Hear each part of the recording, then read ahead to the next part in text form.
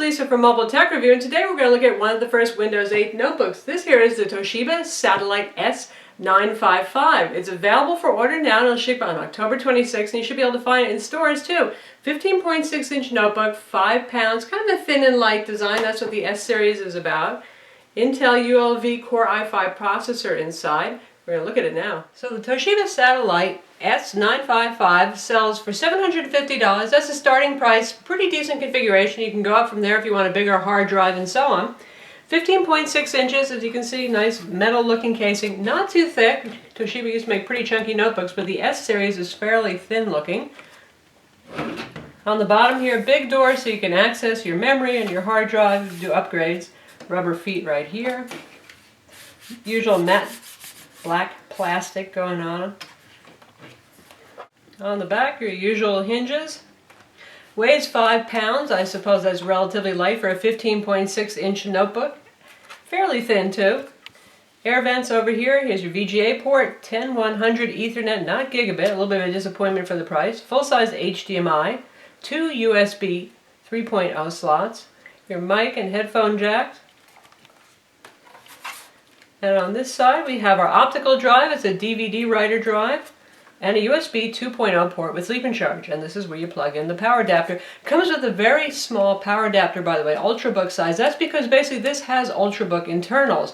Interesting concept for a 5-pound 15.6-inch notebook, and that means Intel ULV 3rd generation Ivy Bridge CPUs. It is Intel i5 3317U CPU running at 1.7 gigahertz. So same thing you would find inside an Ultrabook. What does that mean? Not as fast as other big notebooks that have full Intel CPUs or some of the better AMD CPUs inside. Still more than adequate for doing everyday work with browsing the web, even light Photoshop work, MS Office, all that kind of stuff is going to work fine.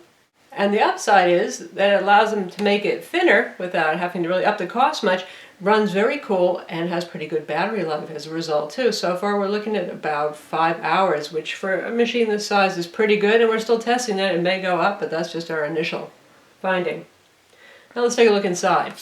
Now we take a look inside, you can see here's our glossy 15.6-inch display. It's 1366 by 768 resolution, so you're not talking anything too high resolution here. But the display quality isn't bad. The viewing angles are actually fairly good. This isn't one of those nasty TN panels you see on lower-end notebooks, certainly. I'm sitting far off to the side and I can still see what's on the screen. Now part of that's thanks to what's now called the modern UI, formerly the Metro UI. Excellent typography, lots of contrast, easy colors, makes things stay visible, but still looking pretty good here. Keyboard, notice you get a number pad on the side. You folks who like your number pads being separated, you don't always see that on a 15.6-inch notebook. You will find that on a 17-inch notebook. We've got our audio bar over here, a little interesting hump, shall we say, funny a little bit for the design there. Offset trackpad, 2-button, that's a Synaptics trackpad, and yes, because this is a Windows 8 machine, it has Windows 8 multi-touch drivers, and we'll show you what you do with that in a minute, because a whole lot of the interest in this machine is going to be the Windows 8, obviously, that's preloaded on it, so you can decide whether you want to go running to find one of the discontinued Windows 7 machines, or if you really want to go with Windows 8. We have our webcam up here, by the way, with microphones, so we'll take a better look at the keyboard now. So we've got a close-up view of the keyboard. Again, the metal style wrist rest over here, and this is all piano gloss black plastic, just like around the frame. It will pick up fingerprints. It does happily at least clean off. So pretty much your standard keyboard right here, and your multimedia keys up here work without having to hit the FN key first by default. Not a lot of key travel on these keys. I would like a little bit more. The machine is thin, but it's not like super duper thin, so there would be a little bit more room for key travel, I would think. But it's a pleasant keyboard to type on nonetheless once you get used to it. It is not backlit though. Now this hump right here is the battery, and it is removable, and in a different kind of way than you usually see. We're going to take a look from the back one more time. And it kind of slides in a pocket here, and here's the release switch right here, and then the battery pulls out when it's closed. So, interesting way of designing it, certainly. Our configuration of the S955 Satellite ships with a 750 gig 5400 RPM hard drive. You can go up to a terabyte hard drive. There's some variation there. It has 8 gigs of RAM, DDR3, and again that Core i5 1.7 gigahertz Ivy Bridge ULV CPU with Intel HD 4000 integrated graphics. So again, it's a pretty good performer for most tasks. If you're a real demanding computer user, you edit video all day long, you use a lot of Photoshop, heavy apps like that, then you probably want more computing power, but for the average home and home business user, probably suitable enough, I would say. Again, the machine has wired Ethernet. It's 10100 Ethernet, not gigabit. That's a little bit of a bummer. And it has Atheros Wi-Fi 802.11 BGN single band 2.4 gigahertz. I would have liked to have seen dual band for the price. Since it's Atheros Wi-Fi and not Intel, that means there is no WiDi here. Machine has really good speakers. Toshiba does a great job with audio. We'll play some multimedia stuff so you can hear it with SRS sound on it. So let's get to the Windows 8 experience. Here we have, again, what was once called the Metro UI, now is simply referred to as the modern UI, with all your live tiles here and a multi-touch trackpad to control all of that. Now you can actually do quite a lot. 2-finger scrolling, it's actually pretty easy. I had my doubts when I was testing pre-release versions of Windows 8 without those trackpad drivers as to how usable the modern UI would be without having a touchscreen, and it's not too bad. So if you want any tile, you just go in and you tap on it. So if we want to see the store for applications, this is for Metro apps, by the way. This is not for regular Windows apps. So that's the store for Metro apps. That means all those apps that you see on live tiles, and in a way those are kind of replicating the mobile apps that you see on the iPad and on Android tablets. You have your Netflix, you have weather, you got Hulu Plus, all of those kind of things. Evernote. Right now there's about 3,500 applications. I'm sure next week when Windows 8 releases, we'll start seeing more of those applications. But because this is a full PC, you can run all your PC apps, and that means the things that you buy that come on CDs or DVDs that you install that are meant for Intel compatible processors, i.e. Intel and AMD CPUs. If you want to get out of an application quickly, we have the Windows key, which instead of launching the Start menu, now brings you right back to this UI quickly and easily. If you want to switch between running apps, we have little hot corners right here, so you can see that that's the last thing I was using. Go back to it very quickly. And if I want to see all running apps, it takes a little more finesse here, but you bring your mouse down and then you swipe up. And here's all the apps that I actually have running right now, and I can swap between them all. And this includes apps that I have running on the desktop UI part. So it's reasonably elegant. So say we want to take a look at weather. So it's a quick way to switch back and forth. I think this still works much better with the touchscreen, this particular way of navigating around, but it gets the job done. And if you want to get to basic settings, there's a hot corner down here. And you can see the overlay that just popped up, so you can get the settings and your Start menu. And so on. But wait, there's more. Say you get a whole lot of these tiles here and you're tired of slinging back and forth to get to them. You want to make them smaller, you can pinch zoom. Choose the size that you like, so you can get small if you want to. And there's a whole lot of other shortcuts here. So all in all, it's a nice experience, and it's a beautiful interface. All these apps pretty much follow the modern UI guidelines, shall we say. Everything is very magazine-like. We're going to look at the sports application. Gorgeous to look at, isn't it? So you can read the lead-in article over here, or you can scroll on over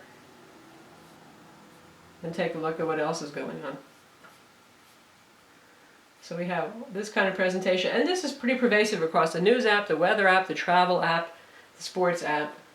If you want to see this article, just tap on it, loading it up from the network. Again, nice magazine-like presentation. So I think this is going to be fun for folks who are using it casually for consuming information, obviously. But what if you want to get some real work done? This tile over here is the desktop tile. It's the same on all Windows 8 machines. Tap that and look, aha! It looks like Windows 7, thank God, right? For those who are a little scared by this new UI. So you've got everything you had in Windows 7 here except for the Start menu. Notice there's no little Start menu down there. That doesn't mean you can't get to all your applications. And already there are third-party utilities like Classic Shell that bring the Start menu back in case you're feeling a little bit naked here.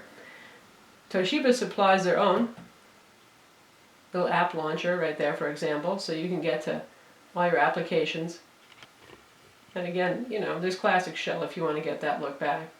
And if you want to get to things like your control panels and all those features, just tap on the My Computer icon. Now this may be minimized when you get the machine like that, and you'll think, well, there's not much I can do here, is there? But you just tap on the little down arrow, and then you've got all the stuff you expect. Mapping network drives, media access, here's your control panels, uninstalling programs.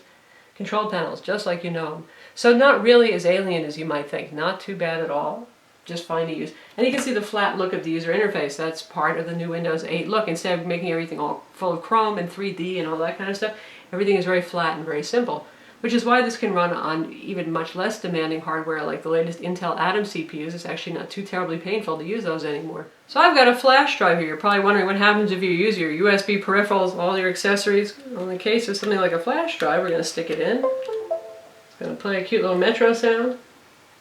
And it's going to switch to the desktop mode automatically and give us a file browser showing us what's on the flash drive. So pretty simple, again, pretty much what you're used to. And your personal folder is all the same stuff that you know and love, my documents, my music, my pictures, my videos. Now we have a movie trailer sitting in my videos, and we're going to play that, and you can see that it's going to launch the video player in the modern UI, but you have choices. You can open this up with Windows Media Player if you want. You get that with full Windows desktop machines. So while we're looking at it, it's playing 1080p video nicely. Not a bad screen, really nice speakers. So not terribly high resolution, but pleasing enough. Now the first time I played that file, it said you can play this with Windows Media Player, you can play it with Video Player, you can play with Toshiba's video players on board. Which one do you want to do? Thereafter, if you say I'd rather watch that with Windows Media Player, I can right click on there and choose Open With and choose Windows Media Player. Again, you get that. You get all the stuff that you would expect from a regular Windows machine. It's only Windows RT that doesn't have Windows Media Player and the whole full suite of desktop support for Intel compatible applications. Plays equally as well here too, so you can do it either way. And also, if you're looking for a way to get to all of your applications, if you trigger the right sidebar, which can be sometimes challenging, you have all your apps right here. So you can see everything that's on board, which is actually quite a lot. So a different way from the start menu of doing things, obviously, but there it all is. Now Toshiba does bundle some junk with this. We have a whole lot of wild tangent games on here. We have some more useful things like they have their own media player on board. Toshiba Books places their ebook stuff. If you zoom out, by the way, you can see that you can actually just look at an alphabetical section of your apps to move to that section. SkyDrive is integrated in here from Microsoft for cloud sharing. We've got Bing on board, obviously. Amazon for Windows is preloaded. So we've got some stuff on here, but not overbearing amount of junk. Comes with the IE web browser, no surprise there. You can download Firefox, Chrome, whatever it is you like. Now you get two slightly different versions of IE in Windows 8. You have the one for Metro that runs full screen, and then you have the one on the desktop that does everything that you're used to from IE on Windows 7 desktop. We'll take a look at that. Adobe Flash is integrated into both of these. So here we are looking at the product page for this very notebook. Full screen presentation. URL bar is presented at the bottom if you can trigger it by tapping down there at the bottom, and then you can enter in whatever URL you want. Why is it down at the bottom now? But it's more handy for tablets, so you don't have to reach across to the top of the tablet to try to write a URL in or use an on-screen keyboard, so puts it a little bit closer. And now we've got IE running in desktop mode over here. Again, looks a lot more familiar. So you've got two ways of doing the same thing. Basically, two different user interfaces to accomplish some of the same stuff. Again, obviously modern UI a little bit more focused toward content consumption. When it comes to benchmarks, the machine scores 1970 and PC Mark 7, which is about par for the course for a machine with a ULV CPU and a spinning hard drive. PC Mark tends to love those SSDs a whole lot more. And you can see our Windows Experience Index right here. The processor gets a 6.9, RAM gets a 7.4, pretty good for RAM there. Graphics for desktop is 5.7, 3D performance graphics is 6.4, and the hard drive is 5.9, which is pretty much what you see for every spinning hard drive.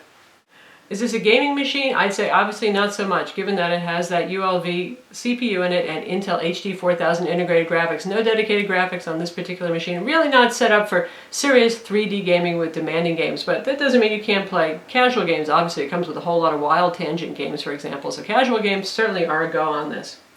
And again, if you want to install any of your Windows software that you know and love, like Microsoft Office or Photoshop or anything else, just pop in your disk, install it, and you'll be running it inside of the standard desktop UI.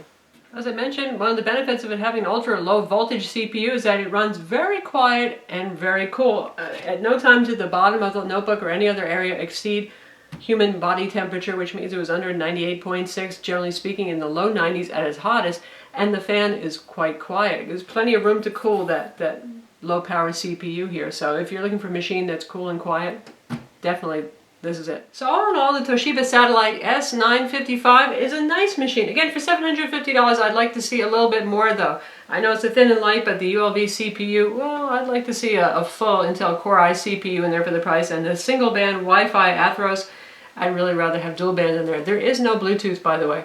But by no means is it a terrible machine. It's good looking, it's relatively thin, it's relatively light for a 15.6 inch. Pretty nice screen on it too. I have to say, good viewing angles. Glossy, sure there's glare on there, but overall not a bad display. Comfortable keyboard, not too much travel there, but comfortable enough. No backlighting. Again, kind of wish I had that for the $750, but it's often you have to look at a $1,000 machine to get that. So that's the Toshiba Satellite S955. Again, it's going to be available October 26th, $750. And for that, it's not a bad PC, but given what's inside, I don't know, it's a little bit high for the money, but still as one of the first Windows 8 PCs, it's very nice, and as I hope you've seen in this, Windows 8 actually is not too bad, not too scary, and a lot like Windows 7 if you want it to be. I'm Lisa from Mobile Tech Review. Visit our website for the full review, and don't forget to subscribe to our YouTube channel.